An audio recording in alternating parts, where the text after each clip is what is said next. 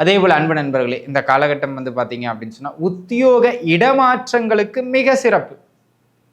யாராவது ஜாபுக்காக சேஞ்சுக்காக ட்ரை பண்ணுறீங்க, போய்கிட்டு இருக்கேங்க, இந்த கம்பெனி பெருசாக வளர்ச்சி ஆகிற மாதிரியே தெரியலைங்க, இந்த கம்பெனியிலேருந்து இன்னொரு கம்பெனிக்கு மாறலான்னு நினைக்கிறேன், இல்லை இந்த வேலையையே விட்டுட்டு வேறு ஃபீல்டுக்கு மாறலான்னு நினைக்கிறேன் அப்படிங்கிற மாதிரியான ஐடியாக்களில் யாராவது இருக்கீங்க அப்படின்னு சொன்னால் இந்த காலகட்டம் உத்தியோக மாற்றம் அல்லது உத்தியோகத்தில் துறை மாற்றம் இது சார்ந்த அமைப்புகளுக்கு நன்றாக இருக்கும். தாராளமாக நீங்கள் முயற்சிக்கலாம், தாராளமாக முயற்சிக்கலாங்க. அந்த விதத்தில் அன்பு நண்பர்களே, இந்த காலகட்டத்தை பொறுத்த மட்டிலும் இது சிறப்பான அமைப்பு. 9ஆம் இடம் சார்ந்த அல்லது 3ஆம் இடம் சார்ந்த தசாபக்தியும் நடக்கின்றது என்றால் உறுதியாக அந்த மாற்ற அமைப்புகள் கைகூடி வரும். நீங்கள் தாராளமாக எடுத்துக்கிடலாம்.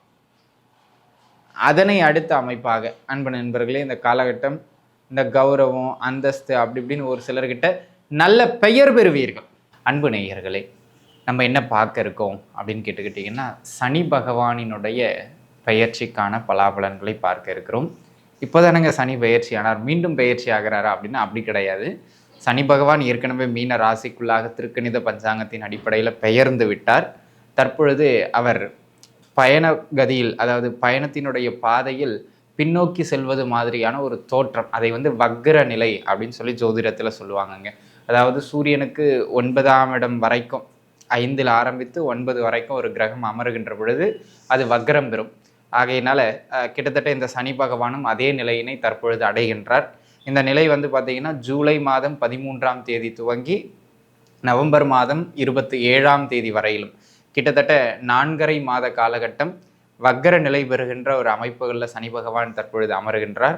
சனி பகவானினுடைய இந்த வக்ர நிலையின் காரணமாக உங்களுடைய ஜென்ம ராசிக்கு கோச்சார பலன்களின் அடிப்படையில் என்ன மாதிரியான ஏற்றங்கள் உண்டு, எங்கு கவனமாக இருக்க வேண்டும், என்ன செய்யலாம் என்ன செய்யக்கூடாது அப்படிங்கிற ஒரு வழிகாட்டுதலை தான் தற்பொழுது நம்ம பார்க்க இருக்கோம்.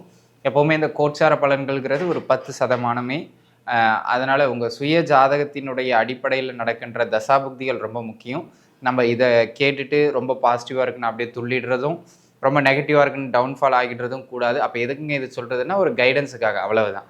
உங்கள் சுய ஜாதக தசாபுக்தியும் நன்றாக இருந்தால் மிக சிறப்புங்கிறத மனதில் வச்சுக்கிடணும். சரிங்களா?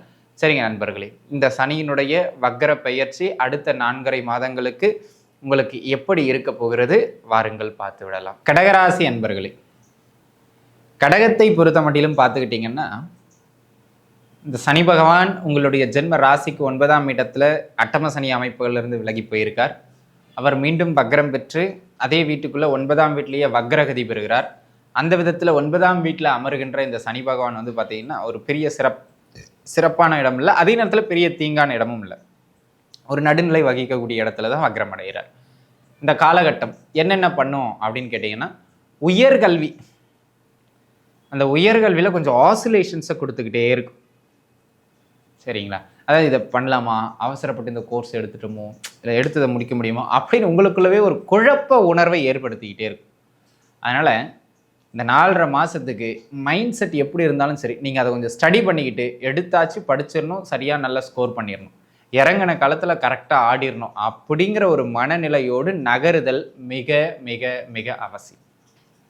ஜாதக ரீதியாக 8ஆம் இடம் சம்பந்தப்பட்ட தசாபுக்தி நடக்கின்றது என்றால் இந்த மனக்குழப்பங்கள் அதிகமாக அமையும் உயர்கல்வி சார்ந்த பிள்ளைகளுக்கு, பருவ வயதினருக்கு. அப்போ அதெல்லாம் கொஞ்சம் பெருசாக டிவியேட் ஆகாமல், இல்லை இப்போ தான் சேர போகிறேன்னா என்ன சேர்றது ஏது சேர்றது எதுவுமே புரியாமல் குழம்பிக்கிட்டே இருப்பீங்க. இந்த கன்ஃபியூஸ்டு ஸ்டேட் ஆஃப் மைண்ட் அப்படிங்கிற மாதிரியான ஒரு பொசிஷனில் தான் உங்களுக்கு உயர்கல்விக்கு போகிற பிள்ளைகளை ஒருவர் தம்பி இன்ஜினியரிங் சேர்ந்தனா நீ டாப்பில் போயிடலாம் அப்படிம்பார். ஒருத்தர் இன்ஜினியரிங் படிச்சுட்டு லட்சக்கணக்கான பேர் வேலை இல்லாமல் இருக்கு, இப்போ எதிராக படிக்க சொல்கிறீங்க அப்படிங்கிற மாதிரி ஆயிரும் நமக்கு. சரிங்களா? அந்த மாதிரியான ஒரு சில மைண்ட் ஆசிலேஷன்ஸ் இருக்கும். ஸோ நல்ல எடுத்துட்டவங்க படிச்சிருங்க, எடுக்க போகிறவங்க நல்ல ஒரு தகுதியான ஆட்கள்கிட்ட கேட்டு ஒரு கைடன்ஸ் வாங்கி படிப்பில் இறங்கிடுறது மிக நல்லது. First point. 2வது, இந்த காலகட்டம் இந்த பூர்வீக சொத்துக்கெல்லாம் பார்ட்டிஷன் ஆகும். சரிங்களா? உங்கள் சுய ஜாதக அமைப்பின்படியே சனி பகவான் வக்ரமாக இருக்கிறார் அப்படின்னா இந்த காலகட்டம் அதே போல் அன்பு நண்பர்களே, இந்த காலகட்டம் பார்த்தீங்க அப்படின்னு சொன்னால் உத்தியோக இடமாற்றங்களுக்கு மிக சிறப்பு. யாராவது ஜாபுக்காக சேஞ்சுக்காக ட்ரை பண்ணுறீங்க, போய்கிட்டு இருக்கேங்க, இந்த கம்பெனி பெருசாக வளர்ச்சி ஆகிற மாதிரியே தெரியலைங்க, இந்த கம்பெனியிலேருந்து இன்னொரு கம்பெனிக்கு மாறலான்னு நினைக்கிறேன், இல்லை இந்த வேலையையே விட்டுட்டு வேறு ஃபீல்டுக்கு மாறலான்னு நினைக்கிறேன் அப்படிங்கிற மாதிரியான ஐடியாக்களில் யாராவது இருக்கீங்க அப்படின்னு சொன்னால் இந்த காலகட்டம் உத்தியோக மாற்றம் அல்லது உத்தியோகத்தில் துறை மாற்றம் இது சார்ந்த அமைப்புகளுக்கு நன்றாக இருக்கும்.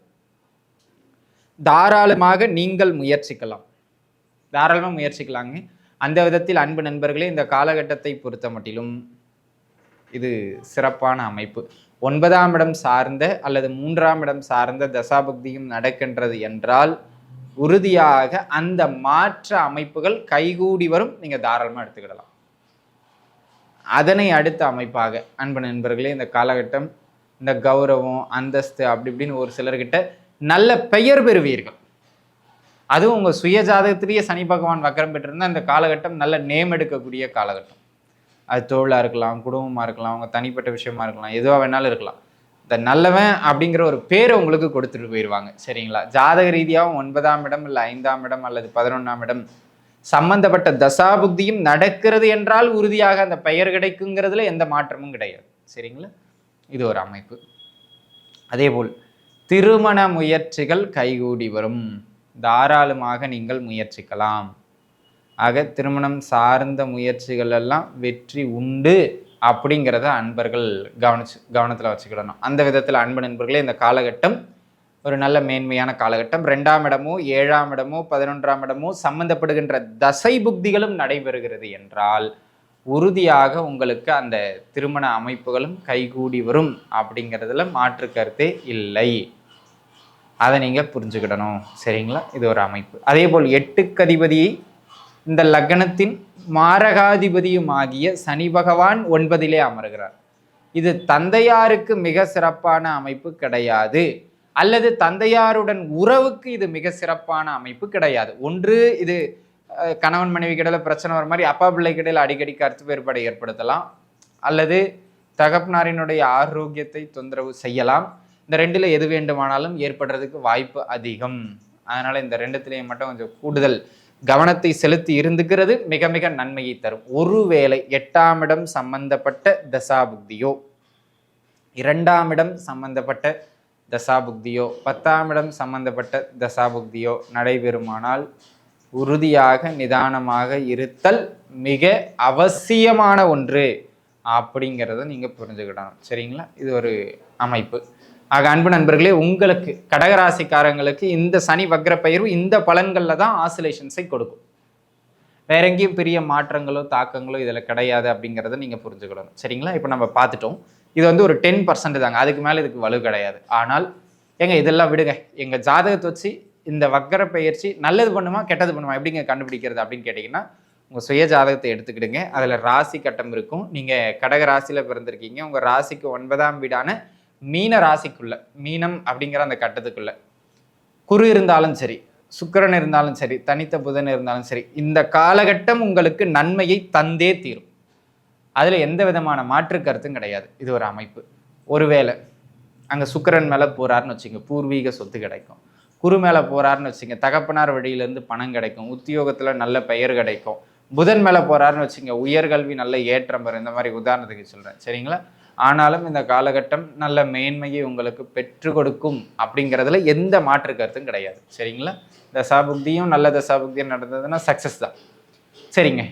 அதே மீன ராசிக்குள்ள சூரியனோ செவ்வாயோ ராகு கேதுக்களோ அமர்றாங்க அப்படிங்கிற பட்சத்தில் அவங்க வக்ரமானாலும் சரி ஆகலனாலும் சரி அது ஒரு நெருக்கடியான காலகட்டமாக அமையும் அப்படிங்கிறத நீங்கள் புரிஞ்சுக்கிடணும். சரிங்களா?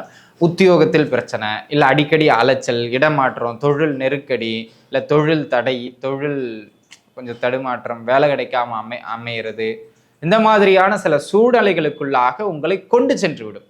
ஆக அன்பு நண்பர்கள் புரிந்து கொள்ள வேண்டியது மிக முக்கியமான விஷயம் என்ன அப்படின்னு கேட்டுக்கிட்டிங்கன்னா, இந்த காலகட்டம் உங்களுக்கு நன்மையாக அமைகிறதா தீமையாக அமைகிறதாங்கிறத உங்கள் ஜாதகத்தை வச்சு தசாபுக்தியையும் இப்போ நான் சொன்ன குறிப்பையும் வச்சு பார்த்துக்கிறது மிக மிக மேன்மையை தரும்.